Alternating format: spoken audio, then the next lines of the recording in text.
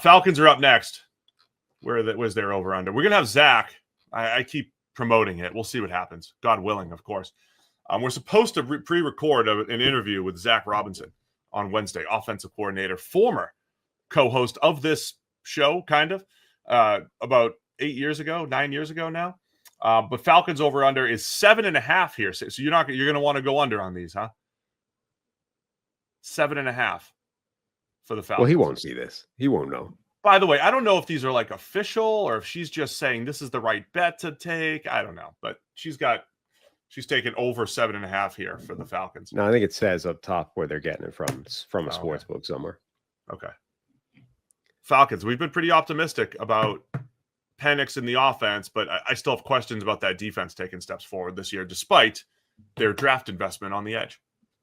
Yeah, so the Falcons are a great example of, like, you can paint this in any direction you want, depending on if you're optimistic or pessimistic.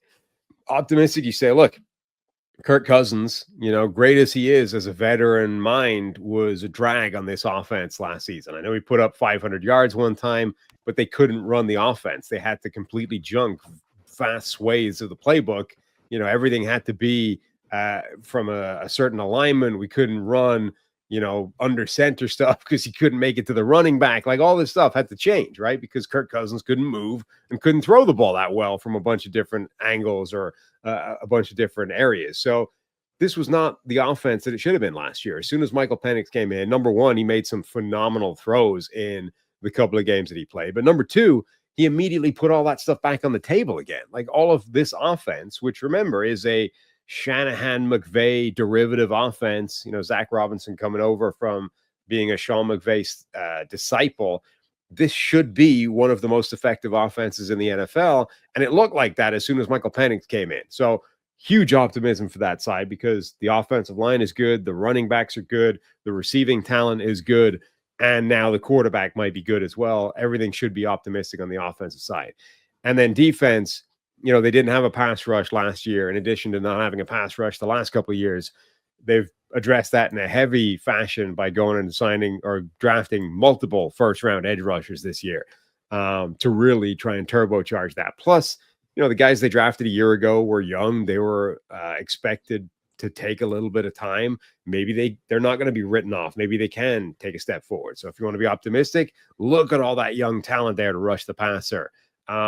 But the flip side of that is, well, maybe Michael Penix won't play as well as he played in 2 or 3 games last season, and maybe all these young guys will be exactly as effective as the young guys from last year, which is to say not at all, and things just won't be as good. Hey, guys, just taking a quick break to tell you, hey, just over 50% of you are still unsubscribed to Check the Mic. It helps the channel. It helps to make sure that you don't miss any of our shows. So if you have a chance, hit the subscribe button right now.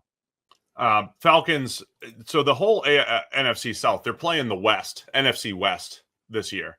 They'll play the AFC East as well. I don't know where that's going to rank schedule-wise, but the NFC West, we'll get there in a couple hours here. The NFC West is going to feel pretty competitive with the Rams, Seahawks, Cardinals, Niners. I think that's bunching up in the West. That's who the South is playing. So I think all these schedules are going to be tough. That's going to be the challenge here, I think, for the NFC South this year. And then play in the East. They all have to play Buffalo. They all have to play, Miami. I think Miami, the Jets, and New England, not the hardest group beyond Buffalo. But between Buffalo and the Wests, I think those are going to be challenges for the Bucs, Falcons, Panthers, and Saints here. They kick things off hosting Tampa Bay. Then they're at Minnesota, at Carolina, home against Washington, another early bye here for the Atlanta Falcons before facing Buffalo. So they'll be tested early on before the early bye. But yeah, I think it comes down to Penix, his development. I thought he looked really good. I'll probably stay optimistic one more time here before getting pessimistic again. Take over the 7.5 here for the Falcons because Zach's joining the show, theoretically. He is. If Eric was joining the show, I'd go over on the Panthers, but he can't do media. You should get Eric. He's got to be able to do media. They let him talk to people. We asked him at the Senior Bowl. Oh, it's true. Yeah, they don't let him.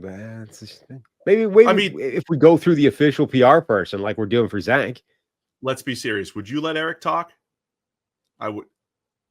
Without giving away some secrets, I don't know. I wouldn't worry about him giving away secrets as much as just, I don't know what he would say. That's what I mean. I feel like Zach's got a little bit more self-control than Eric when it comes to the media. We'll see what happens. Where are you going to go with the Falcons here? I'm going under just because I need to find some under somewhere. Under. Thanks for watching all the way to the end of our video. For more great content, click here to subscribe and here to watch another video. We'll see you again soon.